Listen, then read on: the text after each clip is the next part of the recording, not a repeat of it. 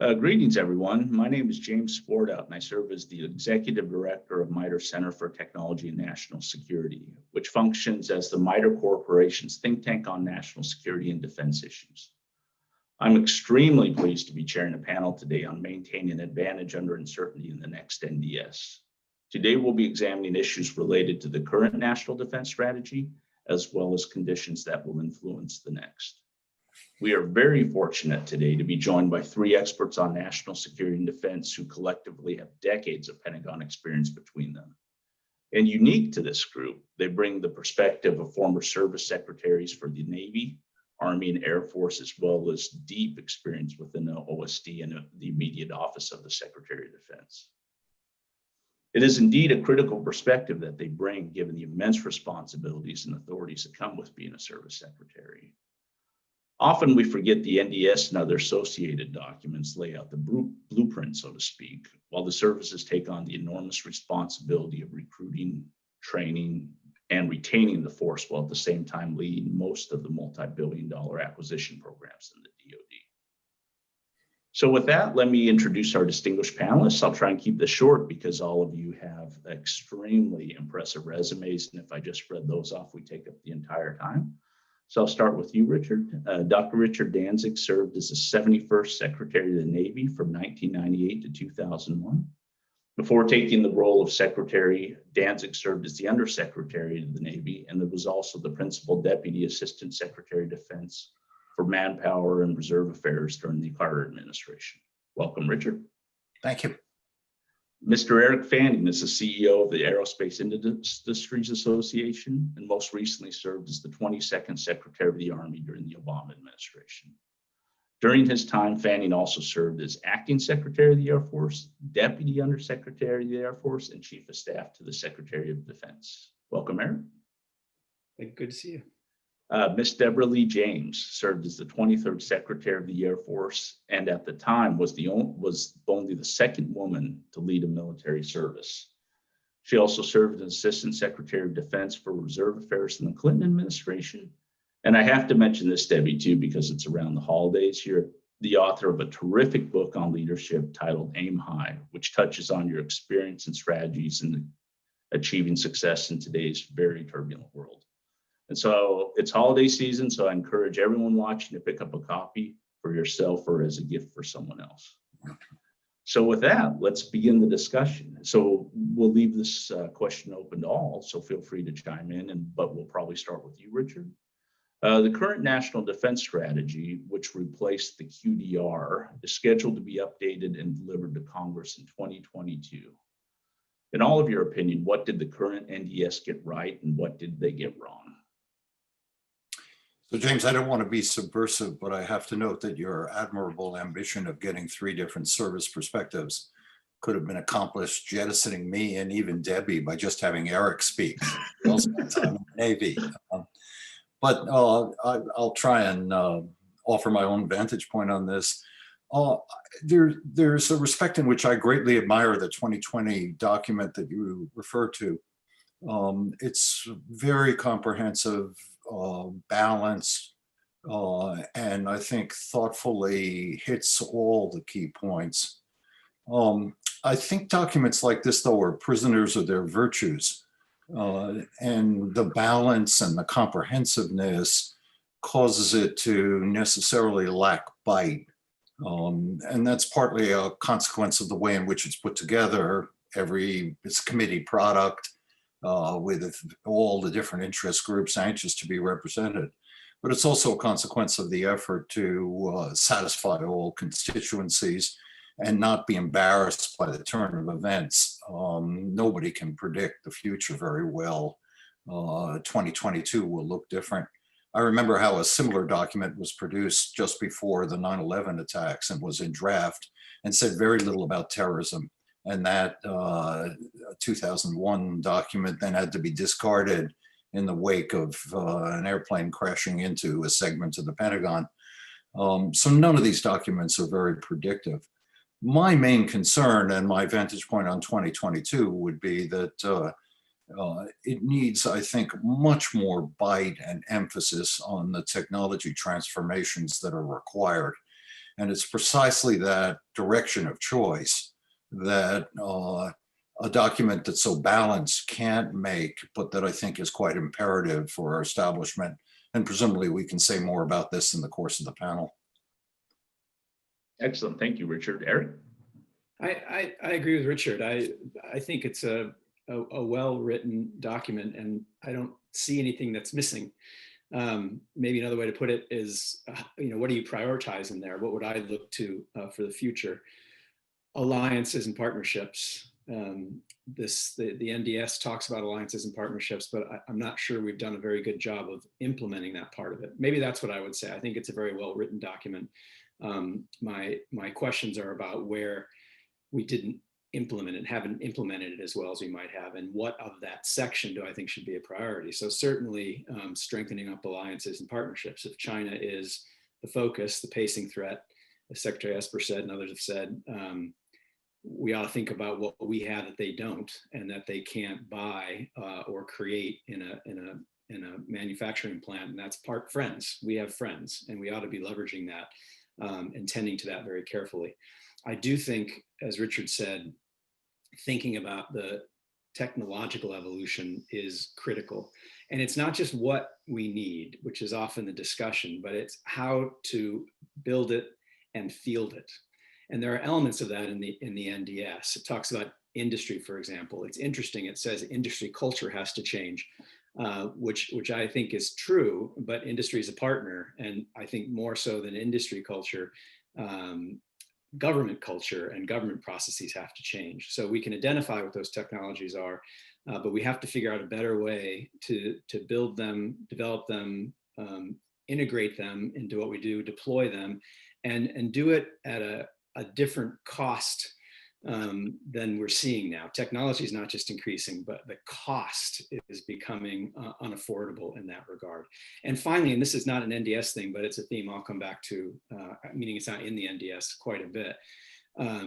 There's a lot in that document that's inside the building. There's a lot that's outside. And it tends to be easier, I think, when you've got that long list to prioritize the things that are closest to you and inside. And I think some of the critical things are outside, not just the partnerships, but the whole of government. We have to take that seriously, so that defense isn't the only tool in the toolbox.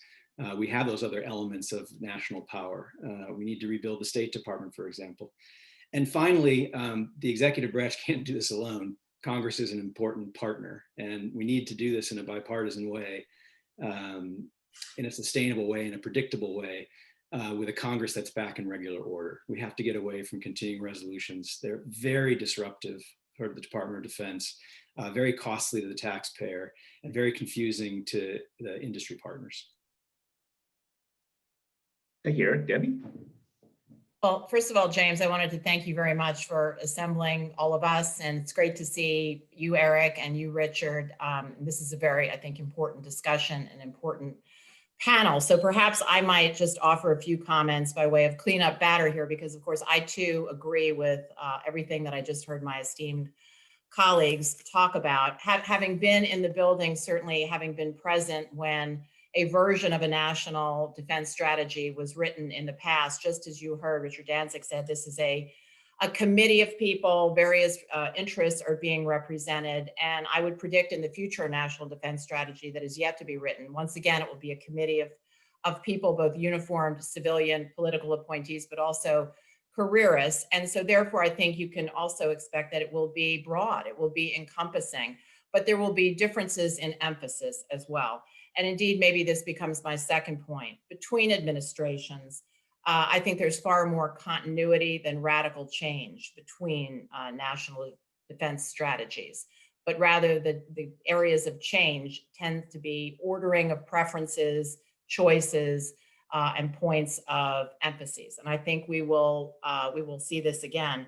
I hope there'll be a chance, even though it's not directly on point, but I hope there'll be a chance that we might talk about future budgets, because of course, just as national defense strategies are blueprints, they're aspirational, they're designed to inform budgets. It ultimately comes down to how much of a budget will you have as to how much of that national defense strategy you can actually carry out and at what risk. This is what always becomes the case And so when we talk about, do we expect continuing rises in the defense budget? Do we expect decreases, or do we expect it to be flat? And what does all of that mean?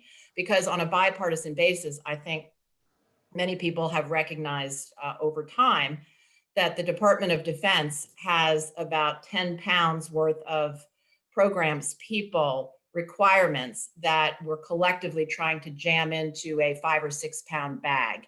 And it simply doesn't fit fully today, and it probably won't fit fully tomorrow. So I hope we can also get directly into some of those discussions throughout this panel. Well, go ahead, Richard. Just if I can just add to that and get to what I think you want to get at, Debbie.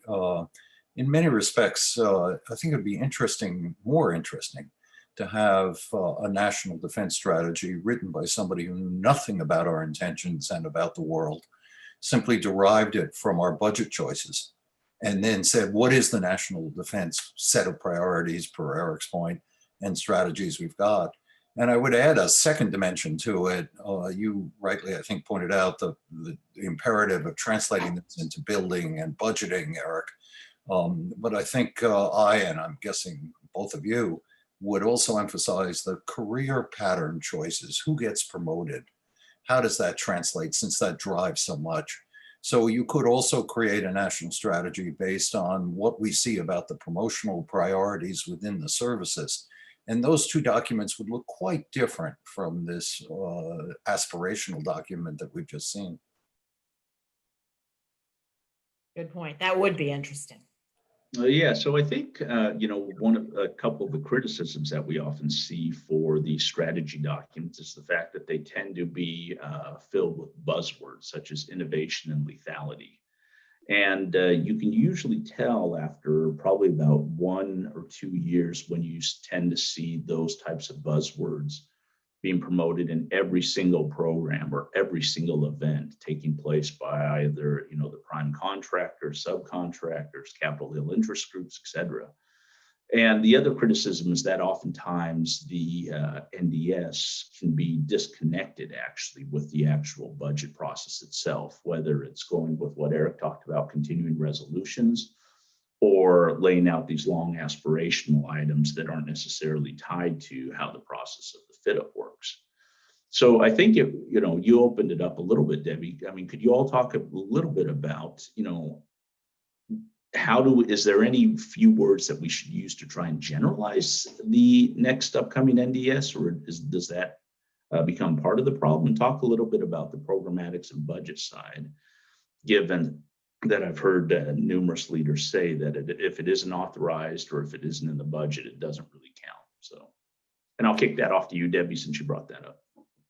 Well, of course, this is impossible to predict, but if I were going to try to predict, which of course I'm about to do, I would look perhaps to President-elect Biden, some of his statements, some of his campaign literature, perhaps to inform what some of this language might look like and what some of these points of emphasis would be.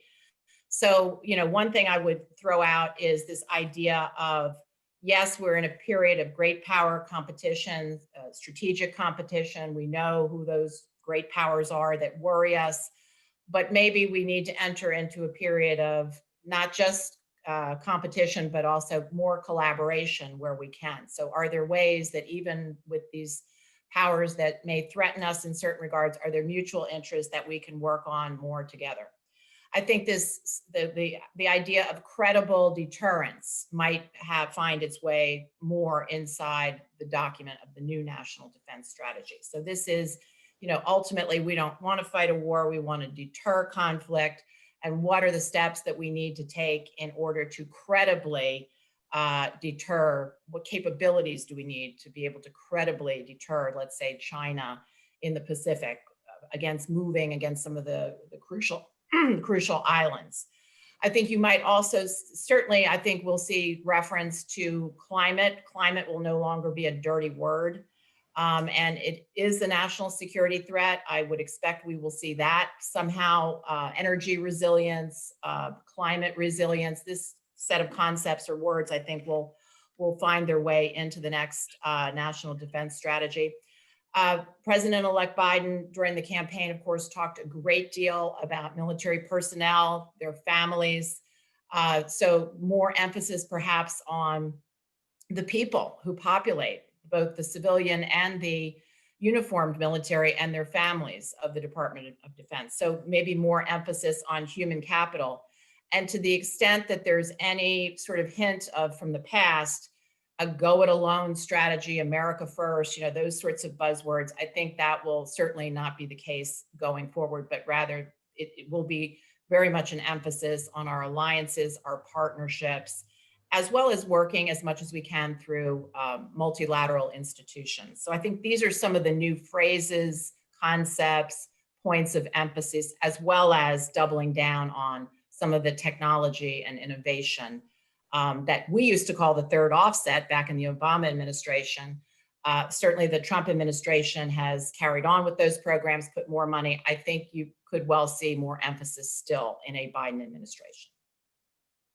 Thank you.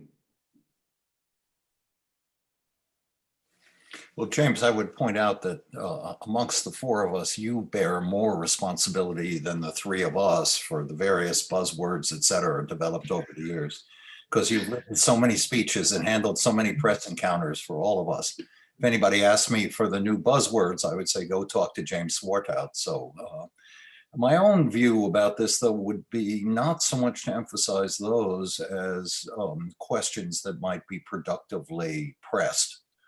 I'll offer two as an example. One comes from a source not as fashionable nowadays in Washington as he once was, Peter Thiel, a very right-wing Republican entrepreneur. He had what I thought was a terrific question he would ask in interview context. He would say to people, what is it that you believe that's important that your contemporaries and friends don't believe? I would ask that question of three-star candidates and four-star candidates repeatedly. You want to elicit strands of independent thought and encourage that. A second question that I've used over the years that I value is, what if 5 years from now or 10 years from now, we're talking about what we thought in 2020, and we agree we didn't get it right, that we didn't think very well, that we failed in some respects. What would the sources of that failure be? And it seems to me by driving home questions like that, you begin to open up something that is almost the opposite of the buzzword, which is that you force people and yourself to try and think more creatively rather than to cop out rhetorically. And then I come back to Eric's point. The reality is the translation. What do people do behind the generality, and how do we instantiate the buzzword in actual actions and decisions? I could give some examples of that, but presumably we'll get to them later in time. Let me take it from a slightly different direction, going back to buzzwords. The department does kill words. I mean, transformation, efficiencies, innovation. I think in large part because, and this is sort of a theme of what Richard was saying, we never define what we mean by them. And they just become adjectives and adverbs then, and hollow, and everybody sees something different when you say innovation. I think, a lot of people think the iPhone is the innovation as opposed to what was on it, but that's just one form of innovation, thinking innovatively. Or for the department's acquisition processes, innovative business methods. I mean, Debbie and I were in the Air Force together when SpaceX sued. I was in the Army and Palantir sued. And the department thought these were lawsuits about which capability is best, which product is best. But if you looked at the lawsuits, they were about process. These companies were saying that the Department of Defense was sub-optimizing what they could do because they were forcing it through a process designed for a specific set of companies. And so I think we've got to take those words because innovation is important, but talk about what we mean, and we mean different things at different times, and then drill down into it so that then we can sort of measure, are we making progress? What are the metrics? Because right now it seems like the metric on progress for innovation is just how many times you use the word, how many documents or paragraphs or sentences you get it into. Thank you, Eric. So I think we'll spend a little bit of time going into panelist specific questions. So we'll start with you, Richard. Your paper, Driving in the Dark, outlined how people inherently have difficulty in predicting the future. You've also written extensively on the threats posed by WMD, including chemical and biological weapons. Given your background, what are the lessons that policymakers now and going forward should try and capture, especially from the COVID-19 pandemic?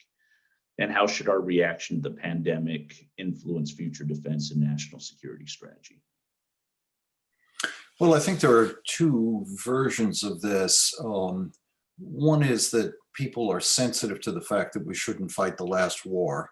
And so they are thinking admirably, I believe, about what is the nature of biological risk in the time ahead. And they're thinking about investments in abilities to characterize biological entities and biological forensics and production capabilities for personal protective equipment and vaccines and things like that. And they're trying to think more broadly than COVID-19, and I applaud that. But I'd expand it a level and suggest that actually thinking just about pandemics is thinking about the last war. Because if we'd had, for example, our present difficulties caused by massive earthquakes in California or accidents in nuclear plants, or a variety of other issues you can readily imagine from climate change, et cetera, we'd all be talking about earthquakes and nuclear accidents and climate change. And the reality is that talking just about pandemics is talking about the last war. So in my view, there are some things that are very biologically specific, but if you really buy the lesson I tried to preach in Driving in the Dark, you need to recognize that you can't predict the next strategy. And what one needs to do, among other things, is to prepare for traumatic contingencies generally. So for example, the way in which we structure our systems of governance, where we have essentially no ability to create a lead agency because nobody wants to grasp that nettle of choosing between them. The absence of really a disaster intelligence system associated with a homeland that would increase our understanding systematically rather than as at present chaotically about things like pandemics. The ability to coordinate better between state and federal systems and to ramp up and integrate military manpower. These are all issues I would like to see addressed. And I'd like to see them addressed, not because I can predict the future, but precisely because I can't. And therefore, though I want to do some things that are specific to biology, because there are some things like vaccines that are specific to biology that I need, I want also not to fight the last war. I want to widen the aperture to think about how in the 21st century I better handle the array of risks that I've got, and those risks are not simply biological.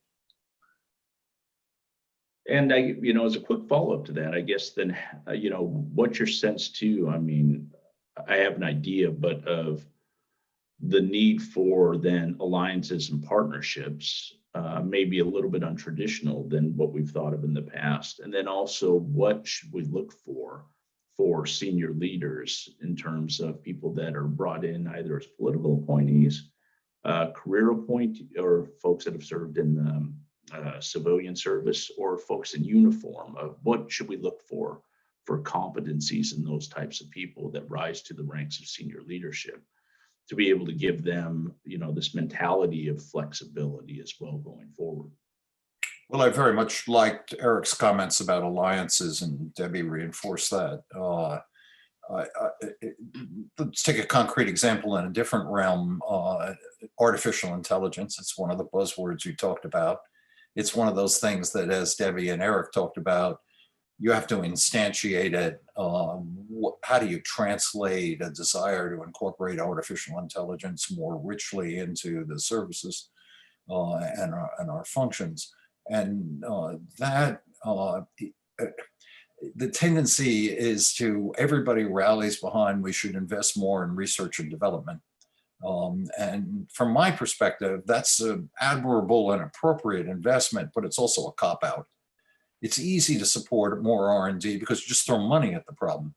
And it's easy to find constituencies that support it because there are very identifiable entities that benefit from research and development investment. But at the same time, it in no way threatens the existing establishment as long as it seems to be extra money or it's money at the margin. I don't have to change anything about the way I operate strategically and tactically when I'm investing in R&D. So it's self-protective for the traditional kind of approach. And I need to translate the goal into things like the talent that I pursue, who I promote, what my career path looks like, how I'm spending money, et cetera. And so it is with respect to alliances. It's easy to buy into the general abstract proposition that we should work with our allies on R&D with respect to artificial intelligence. But how much are we going to amend our security clearance and other processes to actually implement that? Big problem in all artificial intelligence work is standardization and curation of the data. How do I share data with my allies and the like, not only across the security lines, but also in terms of creating some standardization, which means I'm going to sacrifice my existing way of operating, for example, submarines or surface ships, in order to generate some standardized data system that then can be used by people from England and France and Estonia. That's a big problem. And coming to grips with how much I'm really willing to do to breathe life into the buzzword of I'll work with my allies on artificial intelligence is the real issue. And therefore, for me, the central question is, how do you transcend that buzzword and what prices are you willing to pay to get the benefits in the context you're asking about of alliance relationships? Okay. And, while we're actually still talking about alliances, I wanted to ask you, Debbie, the 2018 NDS, repeatedly noted the need to strengthen alliances and partnerships throughout the document. The current administration, has put significant efforts into FMS, so foreign military sales, which traditionally have been a major component of coalition interoperability. But at the same time, some people say that the FMS sales have been a little bit more transactional rather than building partnerships. So as we look to the 2022 NDS and just the defense establishment in general, I think everyone talked about how it's unlikely that we are to receive major plus-ups in the defense budget. So we have to find ways of doing more with less money, or with at least a flatline budget. So as we look to build partnerships, and I know that you traveled, quite extensively working those relationships when you were Secretary of the Air Force.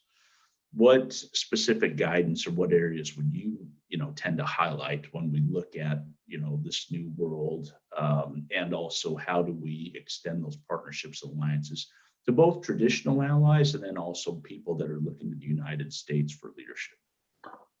The first thing I would say to that, James, is that, and I'm not sure how much the other services do this, but I happen to think we did a pretty good job of it in the Air Force. And that's not a testimony to me. That's more of a testimony for the team who put it together. And that is, there ought to be for each of the services, in my view at least, a blueprint that covers the world of our partnerships so that we at least have what we think individual allies ought to be targeting, ought to be focusing on, ought to be, considering spending their resources in certain directions. That's not to say that our opinion is the only one that matters, but the fact of the matter is the US military is the envy of many parts of the world, and other countries do look to the US military for its opinions about which way to go. So rather than have every country want to buy F-35s or, even F-16s or the combat aircraft that is sexy and everybody thinks about, there are many, many times when, at least in the judgment of our experts, maybe they ought to be doubling down in some other area. Maybe they need to be focusing more on maintaining what they already have. Maybe they need to be focusing more on training what could become an NCO Corps. So to have a blueprint, at least, of what we think would be, most helpful, and then at least to be able to pitch that in these discussions, I think is certainly a way to go. I would like to hope that maybe the future administration will emphasize this. I also think that arms control is going to be important for the next administration. How that will play in FMS, not altogether clear, but it does strike me that there could be and there should be a middle ground position in between taking off, all technology controls. And again, I'm not saying the Trump administration did that, but certainly they eased up substantially on technology controls. Maybe they went too far in some cases, maybe not. But maybe the Obama administration was a little too restrictive. Maybe, we stifled US manufacturing and competition. So is there a middle ground to be had there? And I would like to think that within a team that's going to believe in arms control, is going to push arms control, as I believe the Biden administration is likely to do, I hope there can be a middle ground position there, as well as a reflection, again, of human rights as an important value in US foreign policy. And the last thing I want to say is, once we get beyond the period of COVID, and I think we all hope and pray that it won't be too much longer, maybe another year before we can have larger gatherings, but hopefully we could get back to an era where we're doing more exercises with our allies. Because so much of building alliances and being able to rely upon other militaries, other diplomatic corps, other political institutions across the world is building trust. And trust can't be built in a day. You have to work with people over time. And for the military, involving other countries' militaries in exercises so that we go to them, they come to us, including in some of our schoolhouses. This is how we get to know one another, build trust, and can work on interoperability and concepts of operations. And so speaking of, of how we can get, more from the current budget, and then looking at processes and how we organize. Eric, you were, you are our one person GIFCOM. You were, not only served in senior levels in one administration in the Air Force, Navy, and Army, but also served as Chief of Staff to the Secretary of Defense. So, my question is, it appears unlikely the defense budget will receive a major plus up in the next few years, maybe likely to be flat. But a lot of that is due, especially, with the way that the economy is impacted currently and the deficits that we're running up. The 2018 NDS noted multiple times the need to improve the joint force with an emphasis on joint. We no longer have a GIFCOM. We have a new uniformed service in the Space Force. And we also now, too, with the disestablishment of ATNL and all of these other acquisition authorities going to the services, oftentimes the services move in very quickly, but in different directions on major programs and capabilities. So, as we look to bring more capability to the DoD, and we aren't going to be able to spend our way out of this, is there a perspective you think the DoD should take as it drives towards jointness at more levels, not just, with GIFCOM-like functions, but in terms of building capability across the department, of what we should look to fund, and, what we should look for things like ConOps and doctrine? There's a lot in there, so I could probably eat up the rest of this. If I could just start by piggybacking on something that Richard and Debbie have talked about, and this has come up a lot, which is our workforce, uniformed, civilian, how remarkable it is today, how constrained we are at building it because of the tools and processes that we have in the 21st century, that I think work against the Department of Defense's ability to tap into the best that the country has to offer. But in terms of these exercises that Debbie mentioned, it struck me in the Army job The Army's in over 150 different countries right now, some very small ways, some larger ways.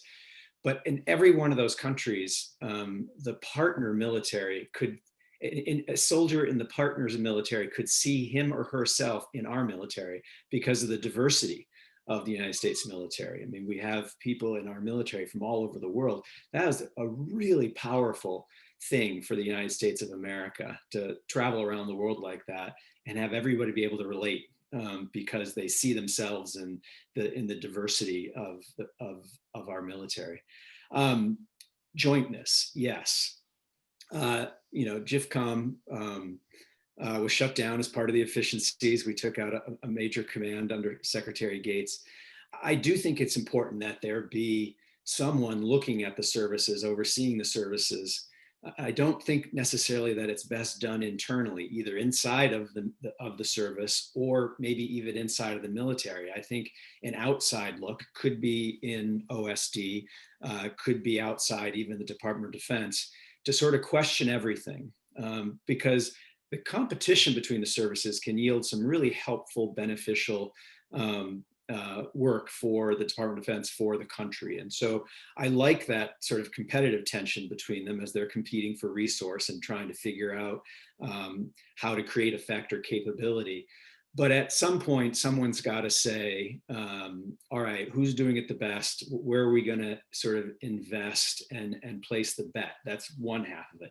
The other half is to make sure, for example, as we pivot to the Pacific, rebalance, choose China as our pacing threat, are the services looking for new ways to be a part of the joint fight, or are they looking to take over other services part of the fight? I mean, are they thinking creatively about how they can use their organic strengths in a different way, for example, in a huge Pacific theater? Or are they trying to reimagine themselves to do something that another service already does and perhaps will do better going forward? I mean, the Army's going through this right now.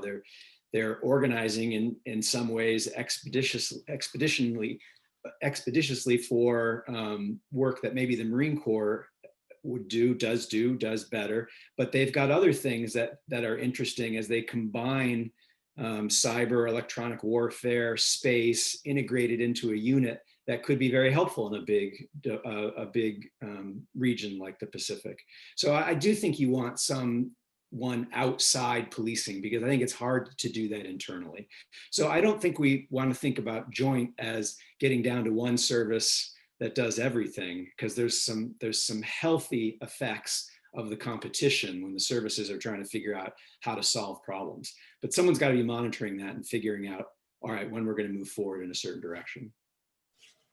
And as a quick follow-up, that, talking about missions, the Army had a major role specifically with Iraq, Afghanistan, and COIN. So as the overall narrative seems to change and pivot towards what we call great power competition, and the Army maybe evolves in what they are focused on, what advice or guidance would you give on how do we also then retain some of those hard learned lessons, specifically with COIN or issues with Iraq and Afghanistan, that we, again, don't forget down the road because we refocused on, so-called great power competition? Well, I think I'd go back to Richard's book, actually. What I think we learned in these 20 years is that we can't predict the fight or the nature of the fight. And that adversaries can be very creative. I mean, just think of the destruction of IEDs and how much money we had to put against something like that. And so while we go into this phase of great power competition, and I do like that Debbie pointed out, competition doesn't mean conflict. It's a broad word and can encompass a number of things. I think we need to remember that we could fall into a trap of designing an exquisitely built military structured for that fight that doesn't have the agility to pivot or reorganize quickly should the fight that we don't predict or the threat that we don't predict materialize. I think that, to me, is the main lesson as we elevate our focus on two big countries in particular. that we don't forget to build into what we have the ability to reimagine it quickly. That's where, you know, I'm going to throw in one of the buzzwords we talked about earlier. That's a form of innovation, to think about how, you know, not building the next thing that you've got, which is just faster or more lethal, but thinking about how you use what you have in different ways, and being able to do that and another one, transform quickly. And so that's, I think, for me, the biggest lesson we don't want to lose from the last 20 years. Just to piggyback on that, you can see how historically McNamara's creation of the programming budgeting system, or his implementation of it in the Pentagon, served all kinds of useful purposes in terms of focus. But the notion of building a scenario and then measuring everything against it causes every service competitor to optimize against that scenario to an extraordinary degree. And then, per the comments that you've just made, Eric, the world turns out to be quite different from that scenario. And the tank I designed to fight on the plains of central Germany, which I optimized for that situation, I assumed the existence of fuel depots and the like. I valued speed. The bridges were reinforced. Now I have to send it to the deserts in Iraq, and I have a wholly different set of requirements, but my equipment has been optimized against the scenario I was told I was going to be judged by. So you have to get away from that scenario specific planning, and you immediately encounter a huge challenge, which is, how do you devise criteria that measure adaptability? And that's a subtle and challenging question that we need to be addressing. So when we're looking at that, Richard, you know, I have a Navy specific question, you know, for you that you know, piggybacks a little bit on what Eric had talked about. You know, and as we know right now, the Navy has, you know, basically tied itself up in knots recently on the issue of a 500 ship Navy. So rather than, you know, discussing is 500 versus 450 the right number, is there an alternative approach to force structure that senior leaders should look at when they're trying to figure out things such as future force structure for the Navy? And, you know, what role would even, you know, platforms such as unmanned, how should those be counted, you know, within this construct of counting things?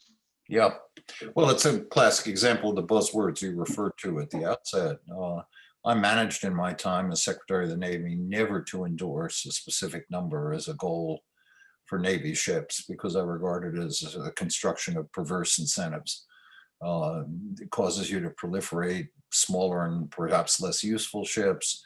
It causes you to count your ships when you should be counting your capabilities, et cetera, et cetera.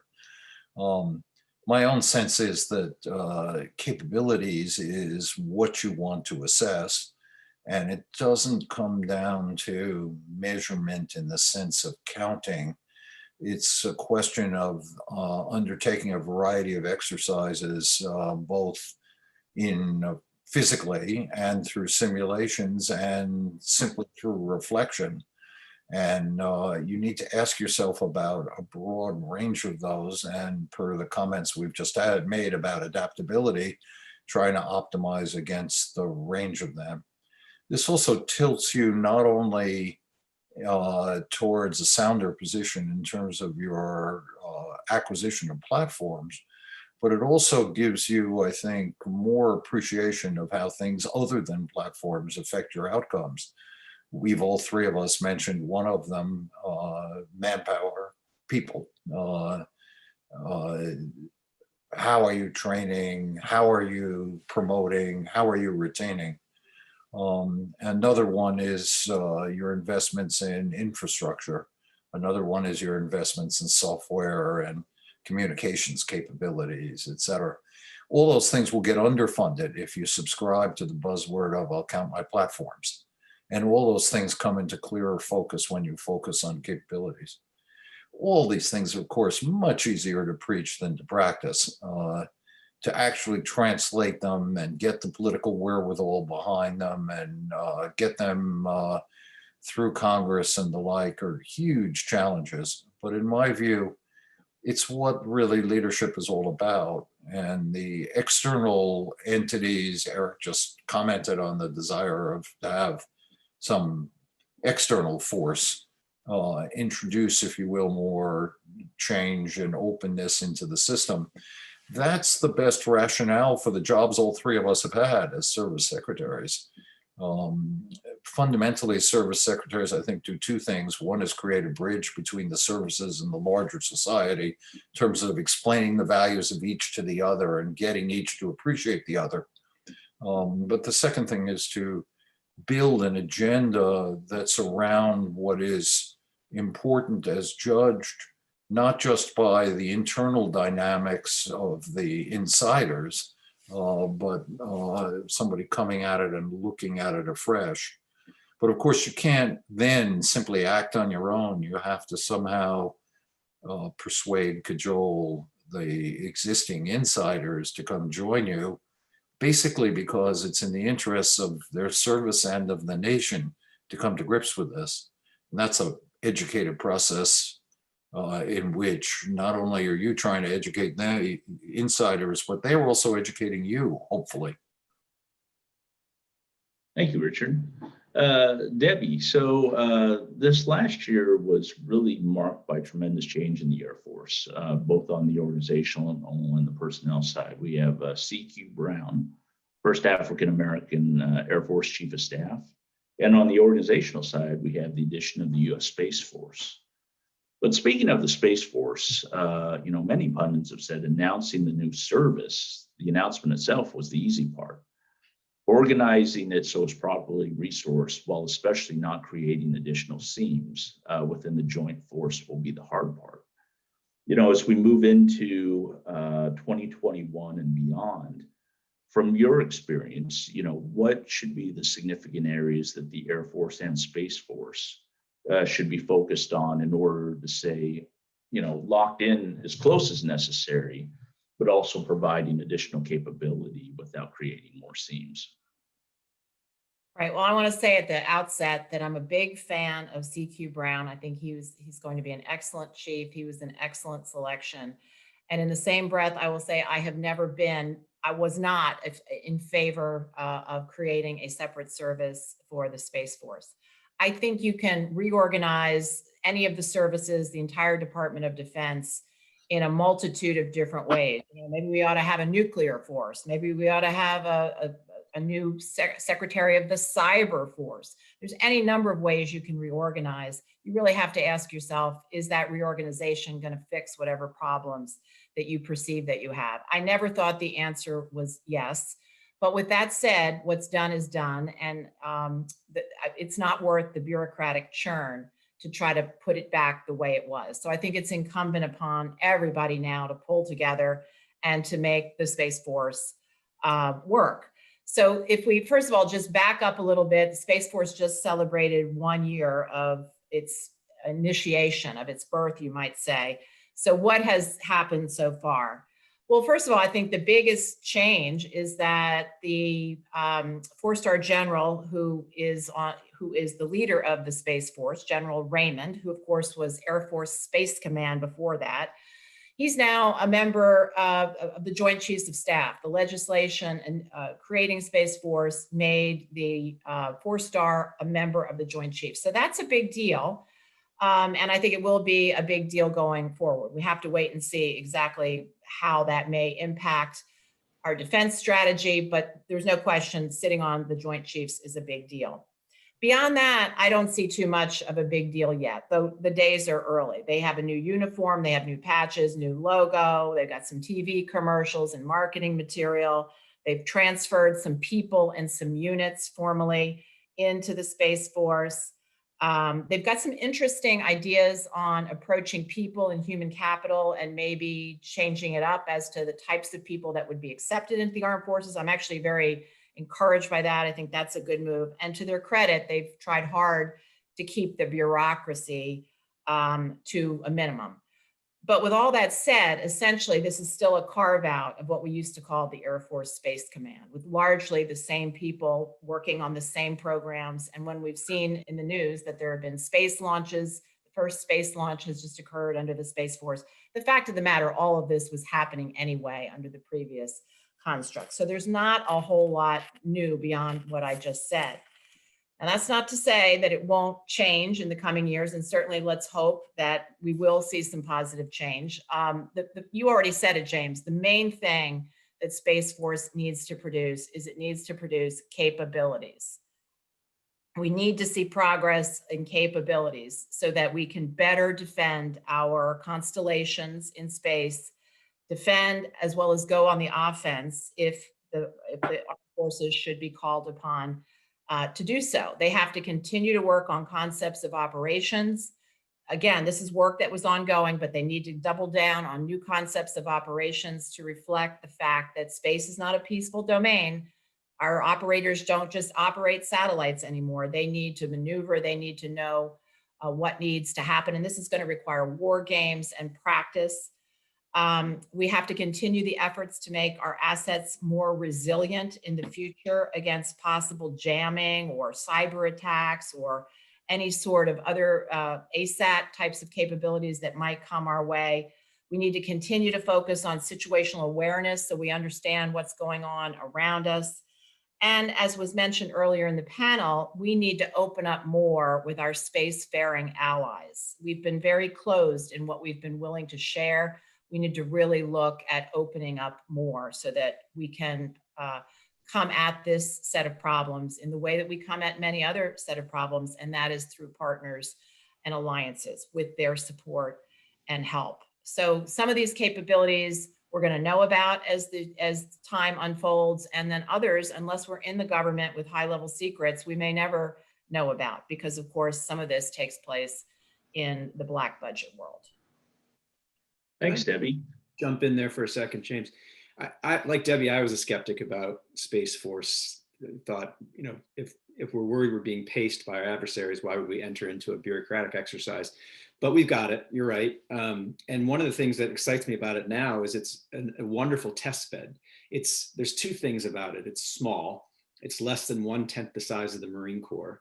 And in theory, nobody in it's going to go into harm's way. So you can bring a whole different dimension of the American population into the military here that you might not be able to bring into one of the other services. And General Raymond's talked about, going after people that the Air Force rejects for reasons that don't preclude them from serving in Space Force. So I think all these things that we've been talking about for decades, that Richard worked on in the Carter administration, about lateral accessions, in and out career paths, broadening the percentage of 18-year-olds that are eligible for service. It's what, 25% now, makes the people part interesting. And then because it's small also, I think that you can dial up the risk a little bit in terms of delegating authorities on the acquisition side, because you can monitor it. I think Congress would be afraid to give a set of new rules or authorities to something as big as the Department of the Army, because they wouldn't know what was happening necessarily, but they can monitor the Space Force differently because of its size. So I think we should take advantage of this. I think they are. Not try to make it look like the Air Force that was created over 70 years ago based on a model from the Army more than 200 years ago, and really imagine what this could look like in the 21st century and how we can expand on some of these things we've been talking about for a long time. And it sounds like it's similar to cyber a little bit, but it's also a unique opportunity given some of the items that you laid out, Eric, of bringing further together National Guard units, reserve units that focus specifically on space-related issues. Whether it's in Colorado Springs or Vandenberg, to work a little bit more closely with what you'd consider the traditional military force. So well said. So we are running, pretty close to about the end of the hour. So I just wanted to open it up to the panelists if you had any final thoughts before we sign off. Well, I think a common theme for the three of us was just particularly well articulated by Debbie when she's talking about the Space Force. It's easy to move the bureaucratic boxes. Structural change is in many respects a simple substitute for the hard work of actual substantive change. I don't put a high premium on structural change. Similarly, when you talked about buzzwords, James, it's just easy to offer the rhetoric. But it's when you start to do things like James and Eric and Debbie have well illustrated in their comments, sees the opportunities already inherent in the structures, and really provoke change in that regard, that I think you begin to come to grips with the real issues. And you started us by asking about what the world looks like in 2022 and how we would think strategically. I think all three of us are implicitly and to some degree even explicitly saying we'd like to see more radical change. The existing system has its strengths and its weaknesses, but if you ask where is the direction of its error, its direction of its error is not towards taking too many risks with change, it's towards taking too few. And if there's a message that I'd like to see the new administration pursue and bring to the Pentagon and the national security establishment generally, it's that message. Thank you, Richard. Well said. Go ahead. I was just going to say real quickly along those lines, there's going to be a lot of pressure on the budget on the top line, with what this country's going through, what the world's going through right now, and we don't want to fall into the trap of thinking we have to do more with less, or thinking that it's scalable on resource. We've got to be thinking about how we do things differently, regardless of what happens to the budget, but particularly if that pressure materializes. Yeah, and maybe I'll just conclude by saying, things to watch for in the future. Obviously, we'll all be watching and waiting for that rollout of the National Defense Strategy, but that will be yet some time ahead. And there are some more immediate challenges, I would say, on the horizon. So obviously, I think the number one challenge on all Americans' minds right now is COVID-19 and the vaccines. And certainly I'm waiting and wondering to see Operation Warp Speed and the logistical knowledge of the military, how that will actually play out when it comes to the very critical part of distribution. We are just less than 2 weeks away from a continuing resolution that runs out and a government shutdown unless Congress can produce a new blueprint to get us through the next year or to get us through the next months that the president will sign. So obviously that's pretty important for us. We've got a presidential transition that's going on that I think is getting to be better, but it certainly wasn't immediate and it wasn't smooth. Hopefully it's going more smoothly now. And lastly, we have to, the people in government right now in particular, in the Department of Defense, have to keep their eyes on the immediate threats on our horizon and not take their eyes off those balls and think that adversaries could take advantage of us during this time of political divisiveness and presidential transition. So there's lots of things to watch for in the immediate next few months, even before we get a national defense strategy. Well, I want to thank all of our distinguished panelists for participating in this enlightening discussion over the last hour. It's very much appreciated, both by myself, as well as I know the numerous viewers that are tuning in right now. So thank you all for participating. Thank you all for your insights. Everyone stay healthy and happy holidays. Thank you. Thanks, James.